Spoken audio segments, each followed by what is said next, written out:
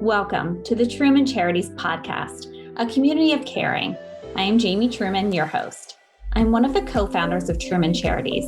Our organization has raised over $1 million for several different charities as we share our message of helping others and paying it forward.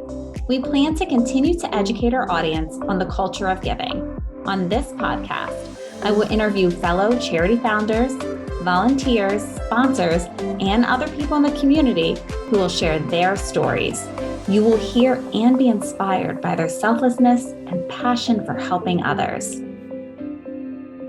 Welcome to another episode of A Community of Caring. My guest today has been president and CEO of Friendship Place since 2006, Jean-Michel Giraud. How are you?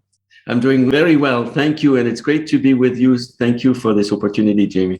Oh my gosh, thank you. Now everyone's going to learn all the amazing things that you do at Friendship Place. So it's a lot for you to take the time out to talk to us. So I'm happy that you're here.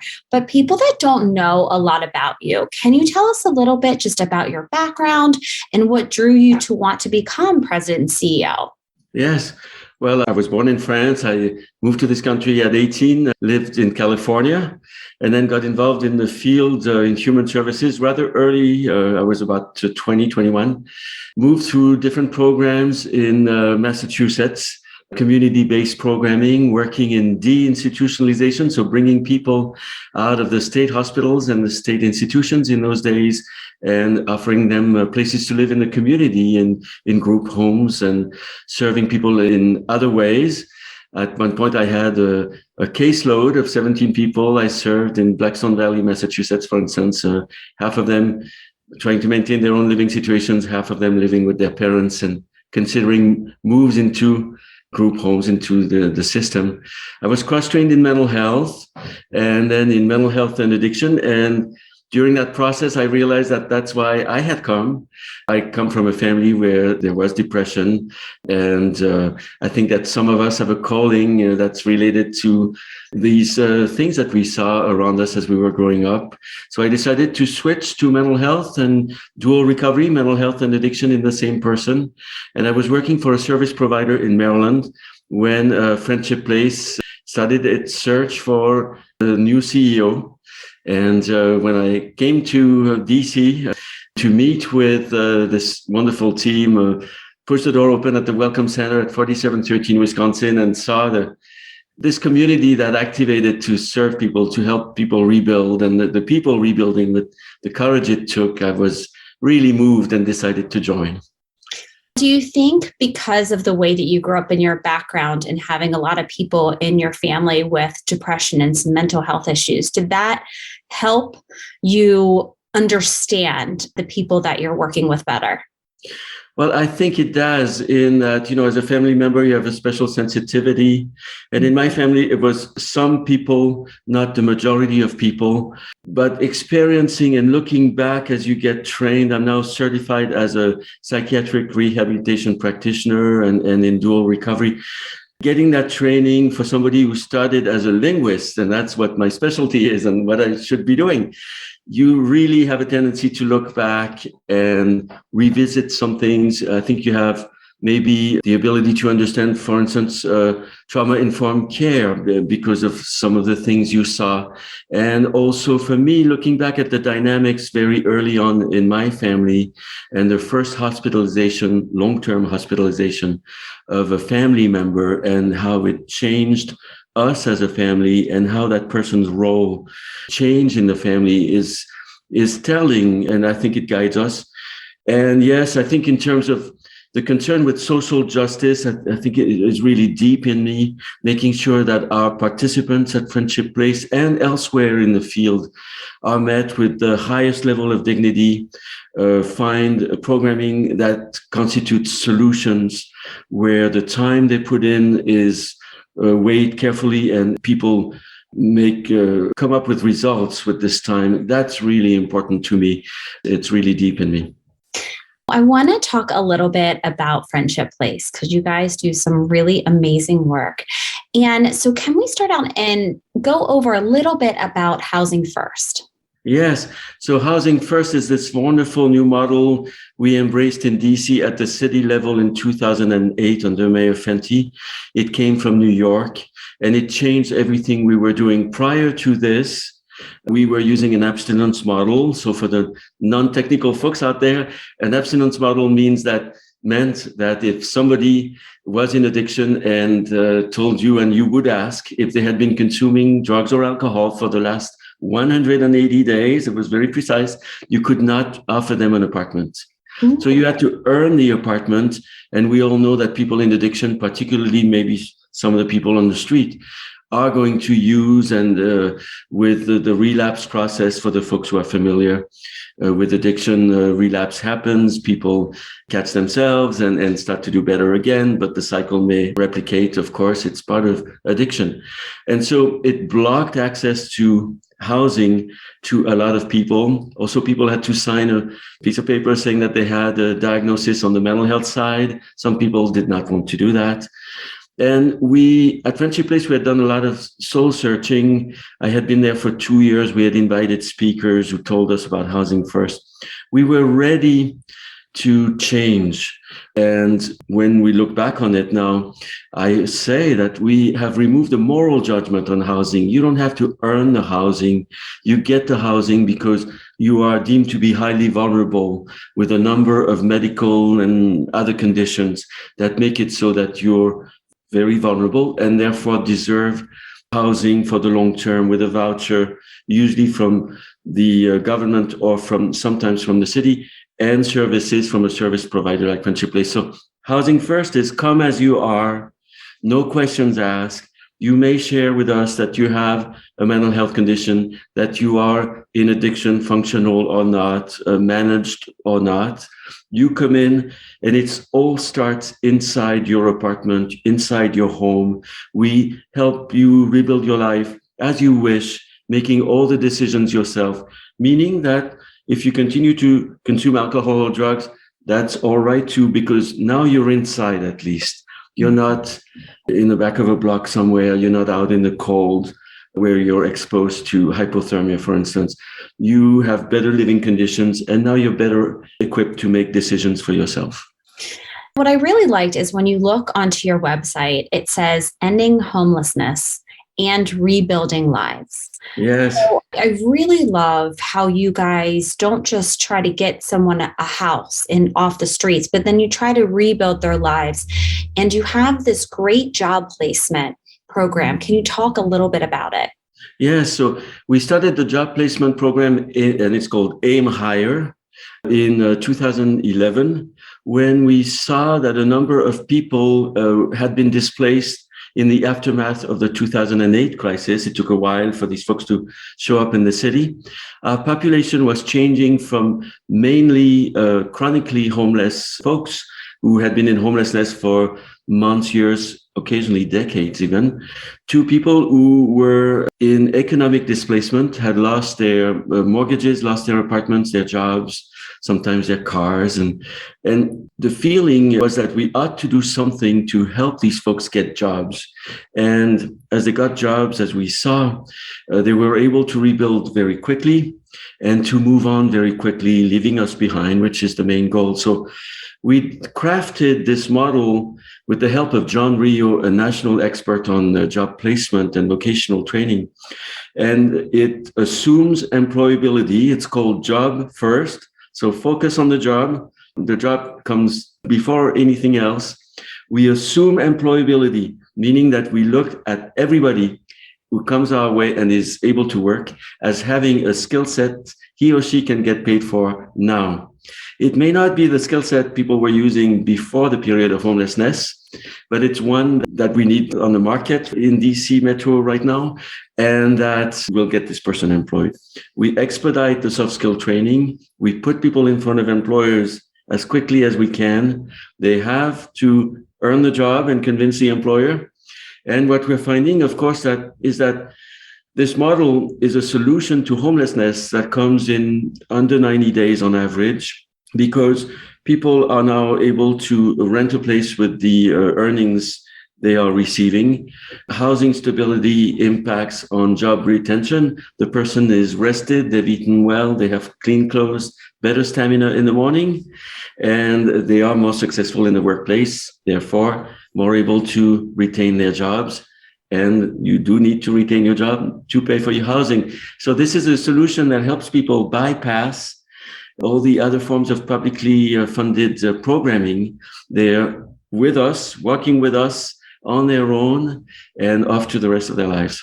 Wow, I am taken back by the under 90 days. When you mentioned that, I'm like, oh my gosh, I can't believe the amazing work that you guys are doing. Thank you. Is there anybody that comes to mind, a success story from you've been at Friendship Place for so long? Is there anybody that sticks out in your mind? Yes, I'll share Shelley's story. She's a speaker in our Speakers Bureau. So to everybody out there, we do have the Speakers Bureau. We have people who are ready to share their experience in homelessness to help other people and help Friendship Place. And Shelley served 8 years on our board, but we met Shelley when she was experiencing homelessness with 2 generations under her daughter and grandchildren. Shelley had served in the Coast Guard, so she was eligible for veterans programming at Veterans First, a division that is primarily funded by the Department of Veterans Affairs for rapid rehousing. And there is also a rental subsidy program now attached to it, and a prevention program privately funded. But what VA does through this funding and through organizations like Friendship Place is to help veterans experiencing homelessness get back into housing in a period of usually 6 to 9 months or so.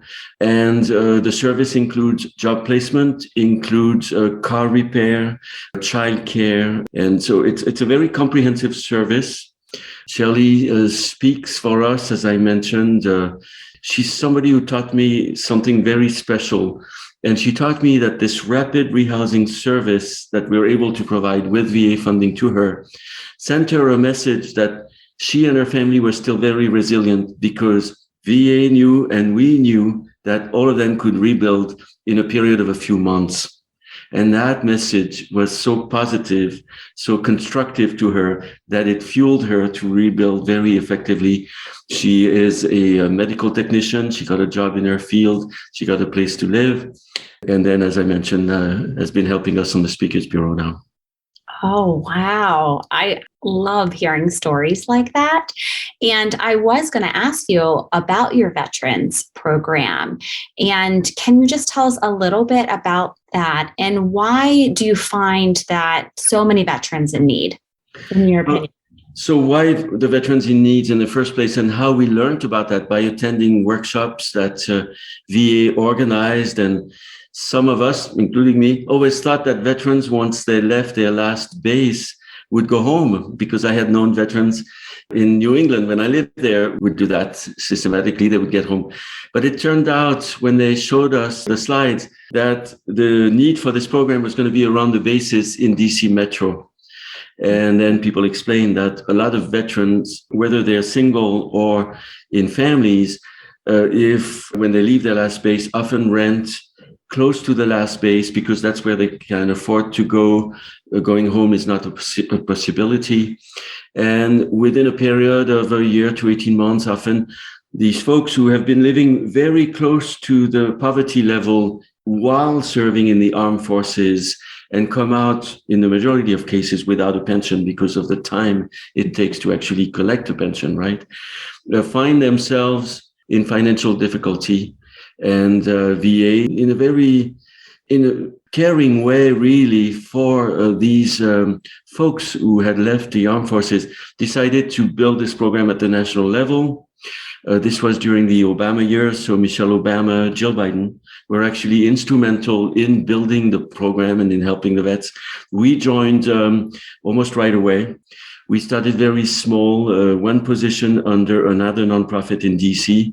And then the next year, we asked VA for $1 million and said we could serve at the regional level, DC and the 8 counties around us. And they trusted us. And the story has just been growing since then. It's a wonderful partnership. VA has extremely well researched this program. using Dennis Culhane's team, a researcher out of the University of Pennsylvania, who followed the program, which is called Supportive Services for Veterans Families. Again, a family is a single person or a vet with dependents. Everybody's a family. Extremely well-researched program. Even on the clinical side, the model is very effective. And we can't say enough about this partnership with VA, now going back 11 years. Oh, wow. 11 years. That is a wonderful partnership. I love hearing all of these great stories about all this amazing work you guys are doing. But I cannot let you go without talking a little bit about your youth programs. Yeah, so when I started at Friendship Place, we only served single adults. We did not have specialized programming for veterans, families, youth. And into the process, as we found out that the need on the street was really high and that there were very deserving youth services providers, but that whatever they did left some gaps in the city, we decided to get involved. And we were involved in two significant ways. We operate Before 30, a privately funded youth case management program that's completely tailored to helping youth the way we feel they need to be helped, in a very flexible, open way that is conscious of the trends in the new generations and all of that, of course. So people come to us and attach, feel that we are receptive, we are moving with the trends, we know how to engage them, basically. This case management program provides just service coordination. So we are looking at medical needs, addiction needs, if any, psychiatric needs, return to school, job placement, housing, and also building families of choice.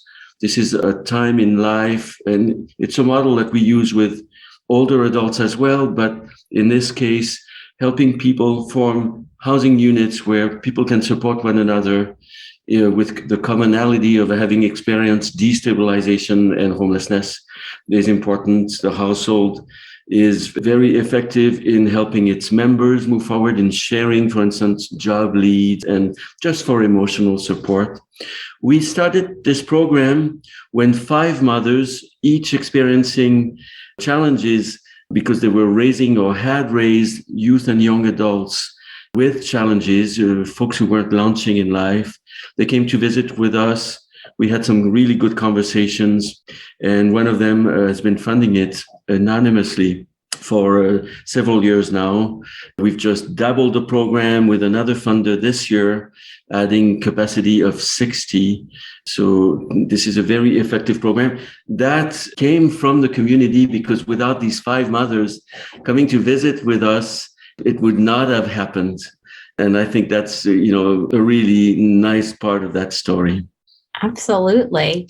You were interviewed by the Washington Post, and I was reading the article, and you mentioned that 40% of young people experiencing homelessness identify as lesbian, gay, bisexual, transgender.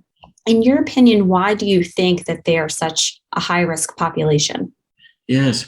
So we know these young people on the street because with funding from the Department of Human Services in DC, we are able to provide youth outreach services in the 8 wards. We're the main youth street outreach provider in DC, in that we're present all over the city, and we reach out to the youth and help them connect with resources, including ours. So that's the work that we do on the street, and we've been doing that for several years now. And of course, as you follow the trends and learn more about the field, you talk about trafficking. We help young people come out of trafficking. You learn about a number of other things. And in this case, yes, over 40% of the youth on the street do belong to the LGBTQ plus community. So whether, Jamie, whether they're local in DC Metro or come from as far as Appalachia or Florida, with DC being a destination city for people experiencing homelessness and for young people, same as other cities in the country like Miami, Los Angeles, San Francisco, New York, we do have a very high percentage of youth who belong to the community and who we feel that we need to help in a special way that is conducive, of course, and welcoming and affirming, as we say now. I think, as I said in the article, it's about embracing their humanity, welcoming them into our community and helping them rebuild their lives. Why they're on the street? For the most part, because they come to the city thinking that, of course, there will be people who are like them and who may be able to help them in a large city and around DuPont Circle, for instance, which is the zip code with the highest number of members of the LGBTQ community in the country. It's obvious what the draw can be, but also, and this is the real downside of the story, they are often made so uncomfortable in their homes that they don't stay there, and also can be asked to leave. And with young people coming out younger and younger these days, because of, all the coverage in the media, on social networks and so on, that can happen to young people younger and younger, unfortunately. So when you talk about you're open and you're flexible with your youth program, and you guys are working with all different types of youth from all different types of backgrounds and situations, are you guys also helping as well as you do with the adults with job placement opportunities? Absolutely, and I think that's key. The young people on the street, and that before 30, they're 17 to 29. And for the Youth Connect, the street outreach program, they have to be under 25. And I think it's an outlook we have for the entire population we serve.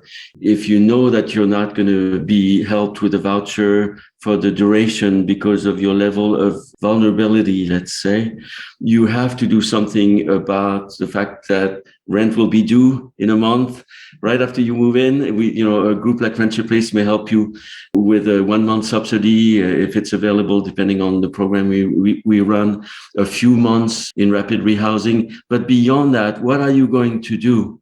And I think that's something that the field and the providers in general are getting used to now in terms of the perspective, and realize that unless you help people get jobs, people will experience what we call the cliff effect. They may be all right for a period of 6 months, 12 months, 18 months, using resources that they somehow have. But without a job, without earnings that are regular, they will experience this cliff effect, which means that at one point they will simply not be able to pay their rent anymore and will go back to another cycle of homelessness. That's why at Friendship Place, we are so committed to developing our job placement capacity.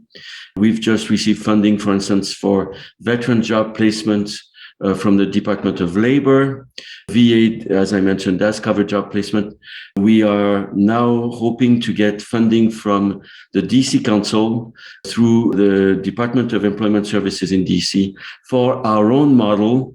We've actually advocated for it last year at DC Council hearings and convinced the Council that it should fund this model. So we are aware of $1 million piece of funding available over 2 years that 2 providers, and we hope to be one of the 2, of course, will be able to draw. And for the first time, DC will fund a Job First program, making DC the first Job First city in the country. So we're very excited. Oh my gosh, congratulations. You have accomplished so much since you started with Friendship Place. And I know everyone that's listening is like, okay, well, how can I help? So can you tell everybody, how can they help you? Well, come to us, come and see us, and right now we know that it's more on Zoom, on the internet, and that's fine. We have held some events since COVID started, when the pandemic seemed to decrease a bit in the fall. We are looking forward to holding other events as soon as we can. Of course, there are many ways to meet people at Friendship Place through these events. You can always call me and get started in conversation, explain to me what you're looking for. We also have a community engagement coordinator, Chris Kennedy. So his email is ckennedy, CANNEDY, @friendshipplace.org. You can email him and express your interest. What we're looking for is, help that comes in different ways. We need folks who can volunteer in the programs like Aim Higher, the job placement program. And you don't have to be a job placement specialist to do good work at Aim Higher. Sometimes it's just guidance, counseling, helping somebody rehearse a job interview, helping somebody develop a new resume, or teaching somebody how to apply online because that person is not well versed in what we need to do on the internet to do that.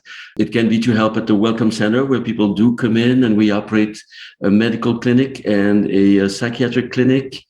And then different ways also helping us raise funds. And some people, to some people, it doesn't sound like a lot of fun, but we do it in such interesting ways, always linked to our mission, that it just comes out as sharing more programming and people get into it. So we have these committees that people can join also: the development committee for fundraising, the program committee that meets regularly, where we talk about our new programming and the way it evolves constantly. There is a congregations committee for the folks who are affiliated with faith-based groups. We have over 30 religious congregations supporting us, and they were at the root of the movement at Friendship Place with other community members. We're always looking for new congregations to join us, and we can put you in touch with the two co-chairs for that committee. So the possibilities are many. And then we love to have your ideas. When you come and say, I've been thinking I could do this, what do you think? And we may tweak it a bit, and then we put it on the road. Oh, wow. I can't believe 30 congregations. You guys are just, oh my gosh, doing so much. So before I let you go, is there anything that we haven't covered that you think people should know? Well, I think we can talk about the way the field is evolving in homeless services in a very interesting way. And I always say it's a very exciting time to work in homeless services because we're building the practices as we go along. If you go back 35 years, there was what we called in the field a hot and a cot. The hot meal you got at 7 p.m. when you entered the shelter, the cot you slept on, and then out at 7 a.m. and no or very few services. Then people said, well, folks in homelessness need services, so let's add them. And then somebody said, well, people actually need housing, right? So, well, let's build some housing, housing possibilities. But housing, as I mentioned earlier, that came with a lot of conditions and a lot of barriers with the abstinence model. Then in DC and all through the country, progressively, starting around 2011 in the country, or sooner, 2008 in DC, we embraced housing first. Come as you are, remove the moral judgment on housing, really work to solve homelessness for a larger number of people, leaving nobody behind, thanks to this new model. And then from there, the aftermath of the crisis, the rapid solutions we developed at Friendship Place: rapid rehousing, housing prevention, diversion so people don't even enter the system, job first. All these practices make it so that the field is evolving very quickly and very effectively, always working to be person-centric, to find ways to say yes, to find solutions for people, and always putting people first. So I encourage you in the audience to get involved and attend our webinars. We have one every 3 weeks, tackling one area of the field or another, and get to know what we do, because it's really exciting and because we need you. So for everyone listening, what is your website? So our website is very simple. It's friendshipplace.org. And as you click on it and open it, on the in the upper right-hand corner, you will find our Twitter accounts, Facebook, Twitter, LinkedIn, Instagram. Perfect.